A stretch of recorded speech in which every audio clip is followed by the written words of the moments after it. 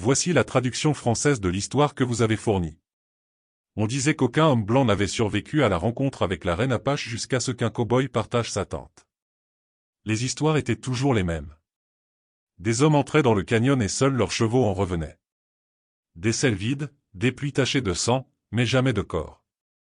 Jamais de preuve de ce qui s'était réellement passé dans cette vallée cachée où la fumée s'élevait de feu que personne ne pouvait expliquer. Sterling Road aurait dû être une autre histoire. Une autre selle vide. Un autre cheval revenant seul à la colonie avec de grands yeux terrifiés. Mais 3 jours après sa disparition en territoire Apache, quelque chose d'impossible s'est produit. Un enfant du bord de la ville l'a vu vivant, marchant entre les parois du canyon avec une femme dont le visage était peint de motifs qui semblaient changer dans la chaleur du désert. L'enfant a couru chez lui, balbutiant à propos du cow-boy qui n'était pas mort, qui se déplaçait comme s'il appartenait à cet endroit, qui se portait différemment de l'homme qui était parti. La femme à côté de lui portait une robe blanche qui semblait étrange. Trop propre, trop parfaite, comme si elle n'avait jamais touché la poussière, le sang ou la mort. Même si tout le monde savait ce qui arrivait aux hommes blancs qui la trouvaient. Mais voici ce que personne ne comprenait encore. Sterling ne sortait pas du canyon. Il s'enfonçait plus profondément. Et la femme qui aurait dû le tuer le ramenait chez lui. La question n'était pas de savoir comment il avait survécu à sa rencontre avec la reine Apache. La question était de savoir pourquoi elle le voulait. 3 semaines plus tôt, Sterling Road était un homme mort à cheval. La blessure par balle à son épaule s'était infectée pendant le long trajet depuis Tucson, et les rêves de fièvre brouillaient la frontière entre la conscience et le délire. Son cheval, une jument têtue nommée Copper, l'avait plus porté qu'il ne l'avait monté. Les chasseurs de primes étaient à 2 jours derrière, peut-être moins, et Sterling savait qu'il ne pourrait pas leur échapper beaucoup plus longtemps. Le canyon est apparu comme un salut à travers la brume de chaleur. De profondes parois rouges promettaient de l'ombre et peut-être de l'eau. Sterling ne se souciait pas des histoires. Il ne se souciait pas des avertissements gravés dans les rochers à l'entrée du canyon ou des os blanchis éparpillés près de l'entrée. Les mourants n'ont pas le luxe de la superstition. Copper descendit le sentier étroit. Ses sabots trouvant prise sur la pierre usée par des siècles de vent et de pluie. La descente semblait interminable, s'enfonçant de plus en plus profondément dans la terre jusqu'à ce que le bord supérieur ressemble à une fine ligne de ciel. La tête de Sterling s'affaissa, la conscience lui échappant comme de l'eau entre ses doigts. Il ne la vit jamais approcher. Quand il reprit conscience, il était allongé sur des peaux douces à l'intérieur d'un abri fait de peau et de bois. L'air sentait la sauge et autre chose, quelque chose de propre et de médicinal qui traversait le brouillard de son cerveau. Son épaule avait été nettoyée et bandée avec des bandes de tissu doux qui sentaient légèrement les fleurs du désert. Une ombre bougea près de l'entrée, et la main de Sterling chercha instinctivement son arme. L'étui était vide. « Tu étais en train de mourir », dit une voix en anglais avec un accent. « Les hommes qui meurent n'ont pas besoin d'armes. » Elle entra dans la lumière, et Sterling comprit immédiatement pourquoi les hommes parlaient d'elle à voix basse. Non pas parce qu'elle était redoutable, mais parce qu'elle était belle d'une manière qui lui serrait la poitrine, grande et mince, avec des cheveux noirs tressés de perles d'argent qui captaient la lumière du feu. Sa robe était en peau de daim blanche décorée d'un travail de perles complexe qui avait dû prendre des mois à réaliser. Mais c'étaient ses yeux qui le retenaient. Noirs comme les nuits d'hiver, mais chauds, intelligents. Il l'étudiait avec l'intensité de quelqu'un qui lit une carte d'un territoire inconnu. « C'est vous », réussit à dire Sterling, sa voix rauque à cause de la fièvre. La reine Apache. Un léger sourire effleura ses lèvres. « Mon nom est Ayana, et toi, cow-boy, tu as un choix à faire. » Sterling essaya de s'asseoir, grimaçant de douleur à l'épaule. Quel genre de choix? Elle s'agenouilla à côté de lui, assez près pour qu'il puisse voir les ridules autour de ses yeux.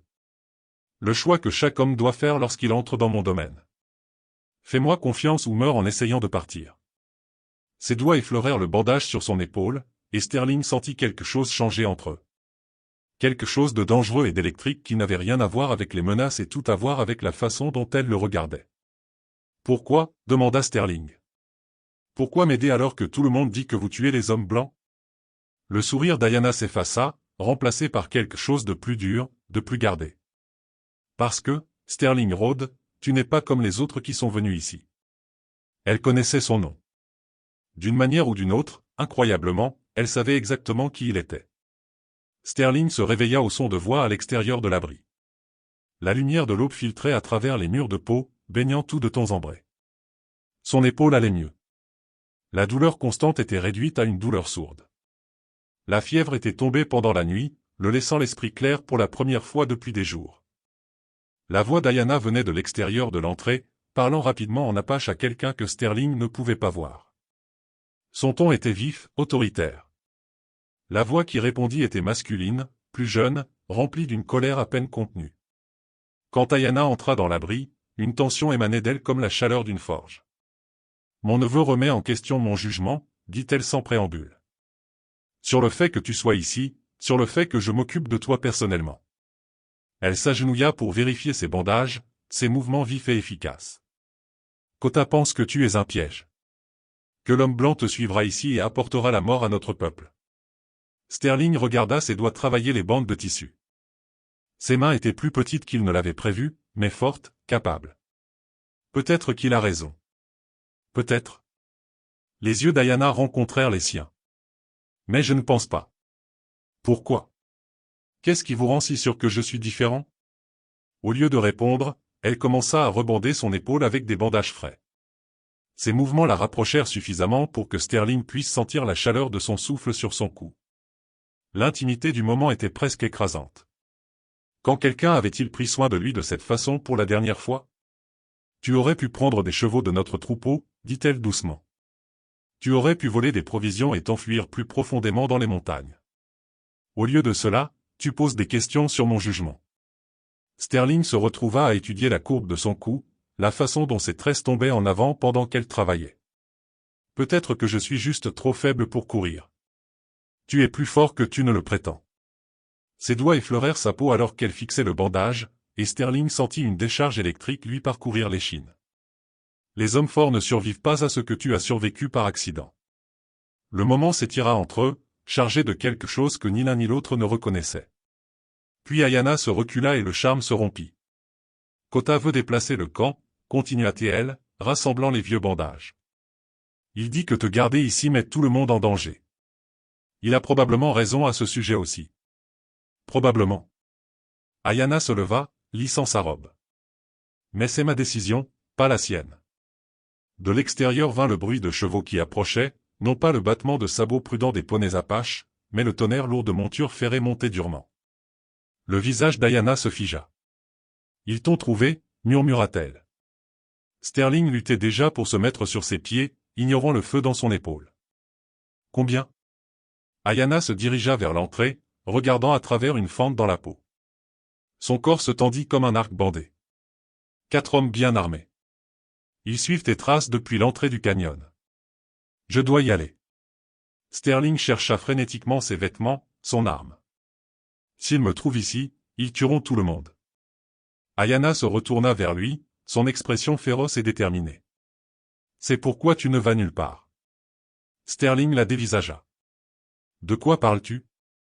Elle se rapprocha, ses yeux sombres brûlants d'intensité. Tu veux savoir pourquoi je t'ai sauvé? Pourquoi je suis prête à risquer mon peuple pour un homme blanc que je connais à peine?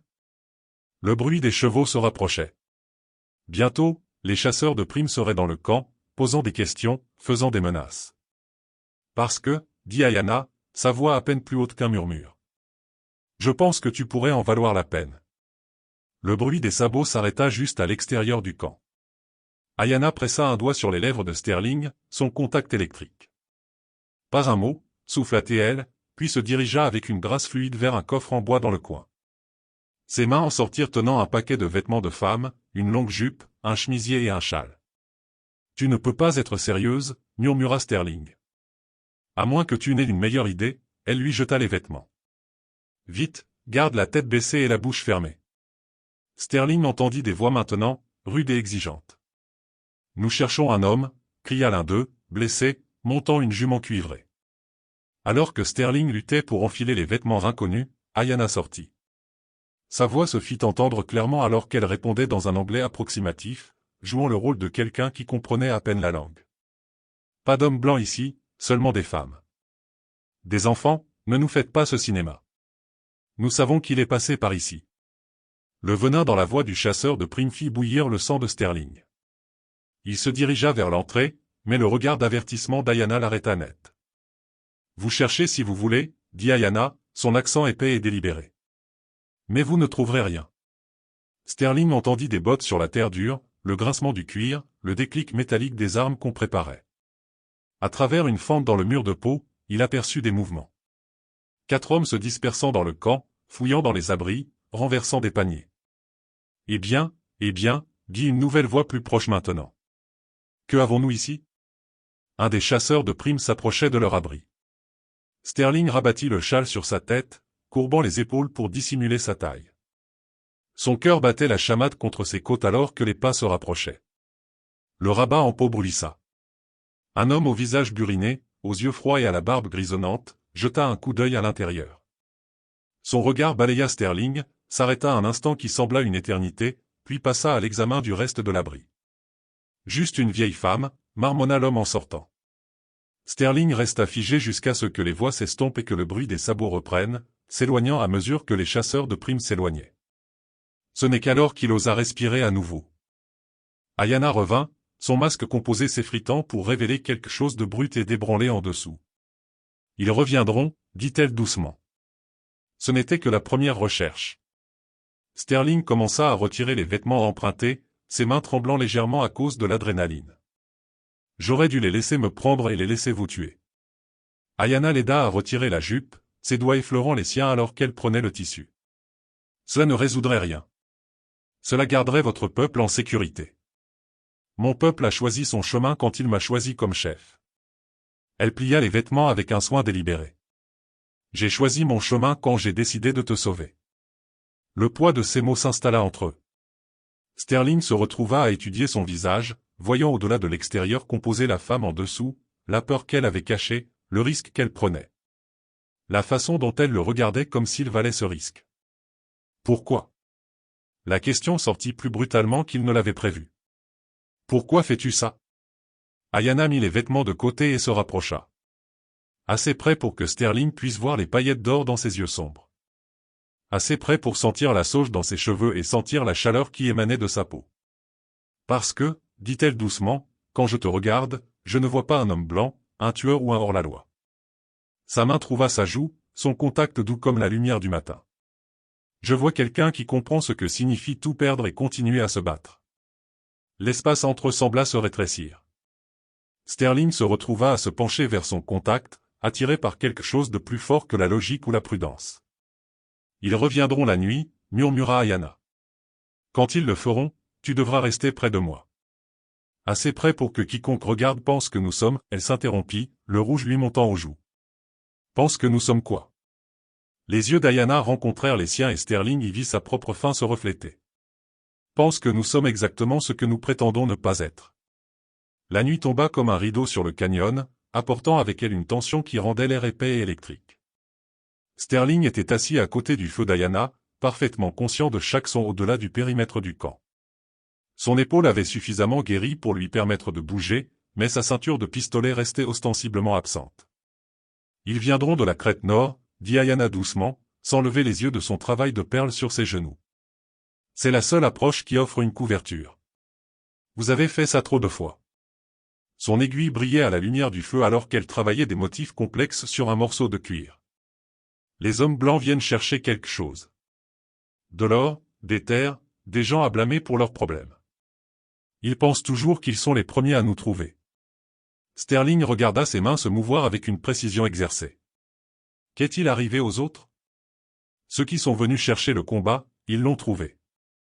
La voix d'Ayana resta stable, mais Sterling perçut la pointe en dessous. Ceux qui sont venus chercher un abri.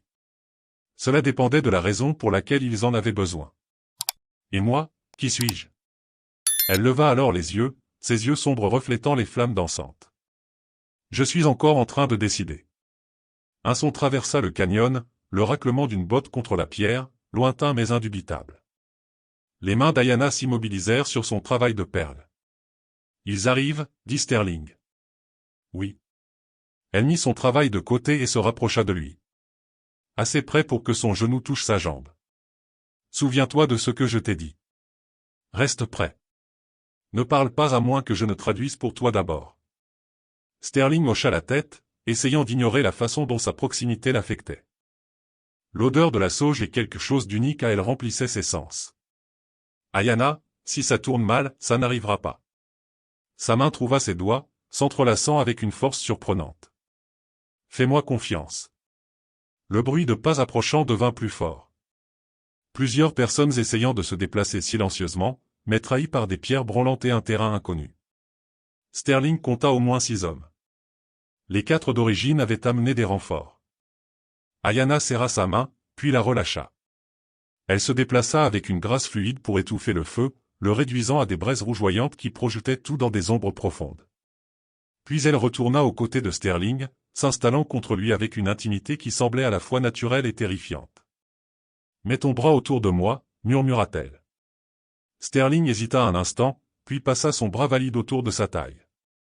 Elle s'ajusta parfaitement contre lui, sa tête trouvant le creux de son épaule. Pour tout observateur, ils auraient l'air d'amoureux partageant un moment tranquille près du feu. « Quand ils arriveront ici, murmura Ayana contre son cou. Laisse-moi parler. Peu importe ce qu'ils disent sur toi, sur moi, sur mon peuple, reste silencieux. » Son souffle contre sa peau envoya une décharge électrique le long de la colonne vertébrale de Sterling. « Et s'ils me reconnaissent? Ils ne le feront pas. Pas comme ça. » Sa main reposait sur sa poitrine, sur son cœur. « Tu n'es pas le même homme qui est entré dans mon canyon. » Avant que Sterling ne puisse demander ce qu'elle voulait dire, des voix traversèrent le camp, des chuchotements durs, le déclic des armes qu'on préparait. Les chasseurs de primes étaient arrivés. « C'est l'heure du spectacle », souffla Ayana, et Sterling sentit son corps se tendre contre le sien. La première ombre apparut au bord de la lumière du feu. Puis une autre. Bientôt, ils furent entourés d'hommes armés dont les visages restaient cachés dans l'obscurité au-delà des flammes mourantes. « Bonsoir, les gens », dit une voix familière. L'homme grisonnant qui avait fouillé leur abri plus tôt. « J'espère qu'on ne dérange rien d'important. » Ayana releva la tête de l'épaule de Sterling, clignant des yeux comme si elle était réveillée de son sommeil.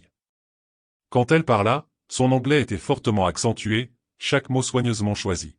« Vous nous réveillez, il est tard pour les visiteurs. » Le chasseur de primes grisonnant s'approcha, son fusil tenu nonchalamment, mais prêt. « Désolé pour ça, madame. Nous cherchons toujours cet homme blessé. Je pensais qu'il avait peut-être fait demi-tour après notre départ. » Sterling garda sa respiration régulière. Son visage était légèrement détourné de la lumière. La main d'Ayana restait sur sa poitrine. Ses doigts s'étalaient sur son cœur comme pour en revendiquer la propriété. « Pas d'homme blanc ici, » dit-elle, sa voix prenant un ton protecteur. « Seulement comment dites-vous » Elle regarda Sterling avec des yeux qui témoignaient d'une affection sincère, puis de nouveau le chasseur de primes. « Mon homme. » Un des autres chasseurs ricana. « Votre homme ? Depuis quand les reines apaches prennent-elles des amants blancs ?» L'insulte flotta dans l'air comme de la fumée. Sterling sentit le corps d'Ayana se raidir contre le sien, mais sa voix resta contrôlée. « Depuis que je choisis ce qui est bon pour mon cœur. » Eh bien, n'est-ce pas quelque chose ? L'homme grisonnant fit le tour de leur petit feu. Les étudiants tous les deux. « Ça vous dérange si on regarde de plus près ce Roméo à vous ?» La prise d'Ayana se resserra sur la chemise de Sterling. « Il est timide. Ne parle pas bien votre langue. »« Vraiment ?» Le chasseur de primes s'accroupit, amenant son visage au niveau du leur. « Eh bien, timide ou pas, j'aimerais voir ses jolis yeux. » Sterling sentit le moment en équilibre sur le fil du rasoir. Un mauvais mouvement, un aperçu de reconnaissance et les balles voleraient. Des enfants dormaient dans des abris tout autour d'eux. Des innocents mouraient à cause de choix qu'il avait faits dans une autre vie. Lentement, il leva la tête. La lumière du feu attrapa ses traits, mais Ayana les avait intelligemment positionnés. Des ombres tombaient sur son visage, obscurcissant les détails qui pourraient le trahir. Plus important encore, la façon dont elle le tenait, l'intimité évidente entrecréait une image qui contredisait tout ce que les chasseurs de primes s'attendaient à trouver. « Satisfait ?» demanda Ayana, son ton vif d'une colère à peine contenue. L'homme grisonnant étudia Sterling pendant un long moment. Sterling le fixa, laissant ses yeux refléter le genre de contentement qu'un homme pourrait montrer en tenant la femme qu'il aimait. Ce n'était pas difficile. Avec Ayana pressée contre lui, son parfum remplissant ses poumons, faire semblant se rapprochait dangereusement de la vérité. Finalement, le chasseur de primes se redressa. « Il est plus sombre que ce à quoi je m'attendais. Buriné par le soleil. On dirait presque qu'il est d'ici. » Il est d'ici, dit simplement Ayana. Avec moi? Un autre chasseur cracha dans la poussière. Dégoûtant homme blanc couchant avec une sauvage. Le mot frappa Sterling comme un coup physique. Ses muscles se tendirent, sa main cherchant instinctivement une arme qui n'était pas là. Les doigts d'Ayana se pressèrent contre sa poitrine. Un avertissement silencieux.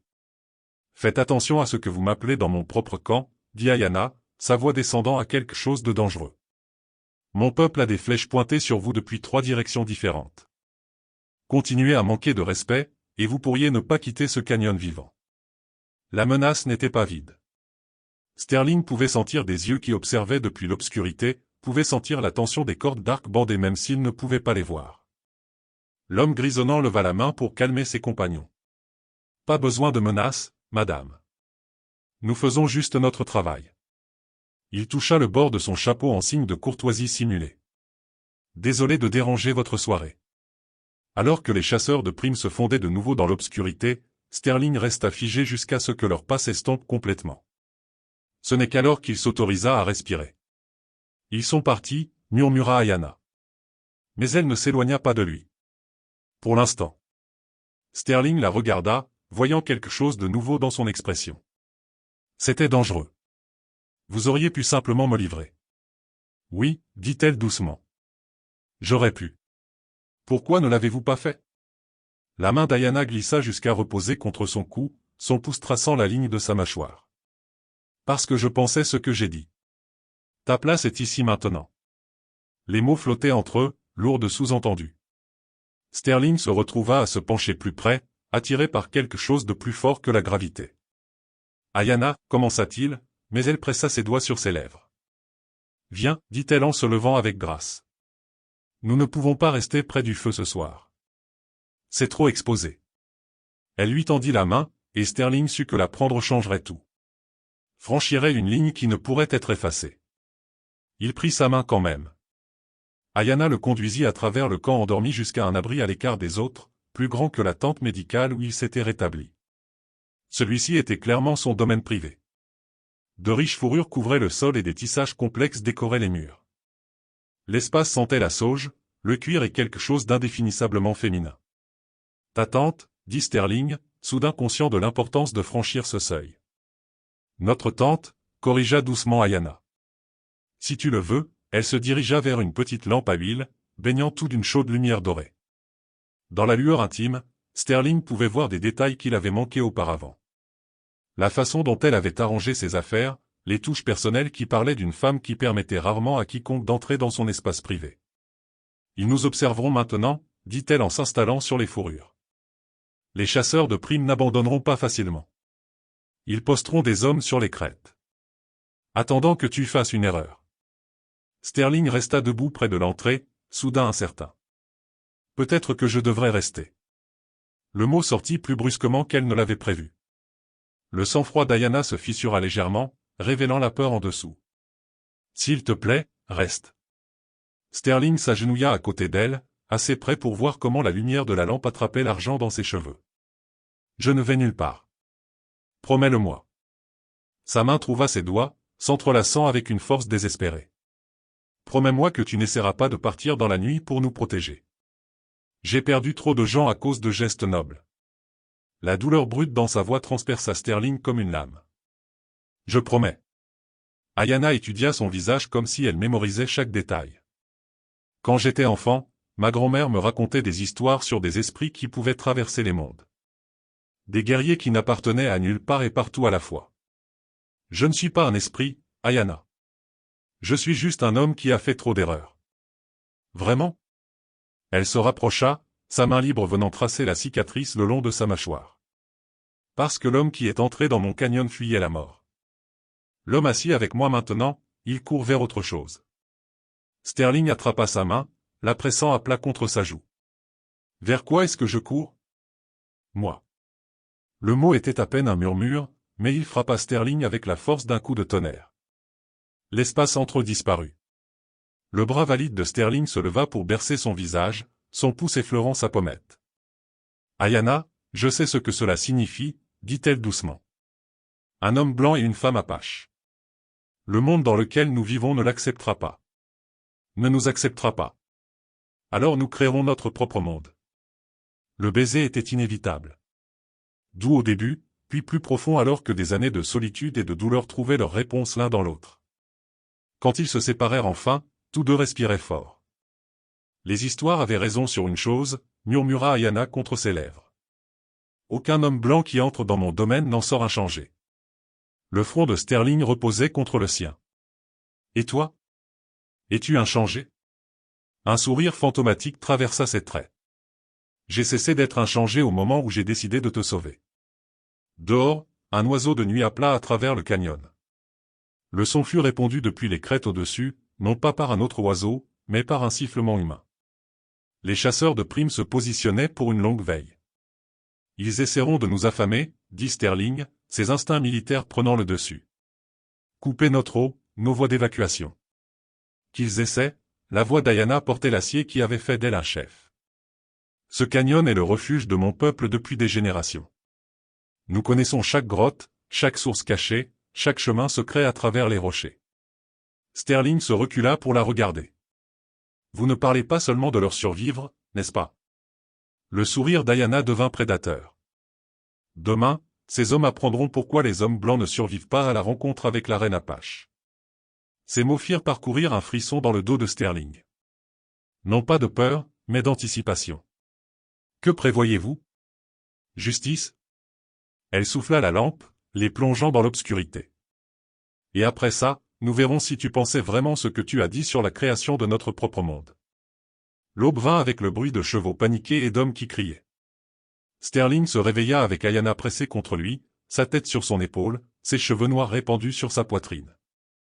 Pendant un instant, le chaos extérieur sembla lointain et sans importance comparé à la chaleur de son corps contre le sien. Puis la réalité revint en force. Les chasseurs de primes étaient en difficulté. Que se passe-t-il? Demanda Sterling, attrapant sa ceinture de pistolet, qu'Ayana lui avait discrètement rendue pendant la nuit. Justice, dit-elle simplement, se levant pour s'habiller avec une efficacité fluide.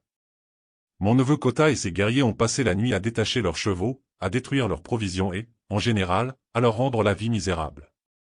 À travers les parois de la tente, Sterling pouvait entendre les jurons frustrés des chasseurs de primes alors qu'ils découvraient leurs montures dispersées au fond du canyon, leurs réserves de nourriture ruinées, leur eau contaminée par la boue du désert.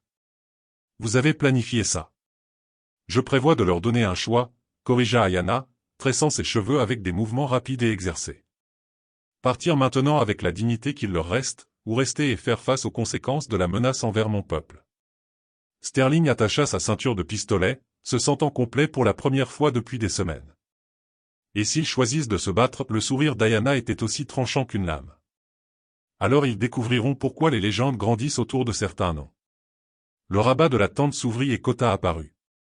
Il regarda Sterling avec une hostilité à peine dissimulée, mais ses paroles étaient pour Ayana. Il parla rapidement en apache, son ton urgent. Qu'a-t-il dit? Demanda Sterling. Les chasseurs de primes se préparent à partir, traduisit Ayana.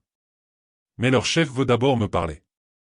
Ils sortirent de la tente ensemble, et Sterling sentit le poids des regards, non seulement des chasseurs de primes qui partaient, mais aussi du peuple d'Ayana. Certains semblaient curieux, d'autres désapprobateurs, mais aucun ne semblait surpris de le voir sortir de l'abri privé de leur chef. Le chasseur de primes grisonnant se tenait à côté de son cheval restant, son visage sombre de défaite. « Femme intelligente » cria-t-il alors qu'ils approchaient. « Je vous l'accorde. »« Assez intelligente pour protéger ce qui est à moi » répondit Ayana. Les yeux de l'homme se tournèrent vers Sterling. « Vous prétendez toujours ne pas le connaître ?»« Je le connais très bien. » Ayana se rapprocha de Sterling, sa main trouvant la sienne. « Je sais qu'il est l'homme qui partagera ma tente, ma vie et l'avenir de mon peuple. » Sterling sentit quelque chose de fondamental changer en lui à ces mots. Les dernières chaînes qui le liaient à son ancienne vie se brisèrent net. « Elle a raison, » dit-il, sa voix portant à travers le canyon. Sterling Road est mort dans ce canyon il y a 3 jours. Ce qui en est sorti était quelque chose de différent. « Et qu'est-ce que c'est ?» demanda le chasseur de primes. Sterling regarda Ayana, voyant sa propre transformation se refléter dans ses yeux. Un homme qui a trouvé sa maison, le chasseur de primes cracha dans la poussière. Ce n'est pas fini. Il y en aura d'autres qui vous chercheront. Qu'ils viennent. La voix d'Ayana portait l'autorité de génération de chefs. Mais dites-leur la vérité quand vous reviendrez en ville. Dites-leur ce qui arrive vraiment aux hommes blancs qui rencontrent la reine Apache. Qu'est-ce que c'est? Ayana sourit, sa main se resserrant sur celle de Sterling. Les plus intelligents ne veulent jamais partir.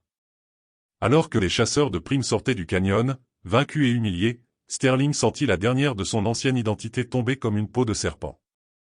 L'homme qui était entré dans cet endroit blessé et en fuite avait disparu.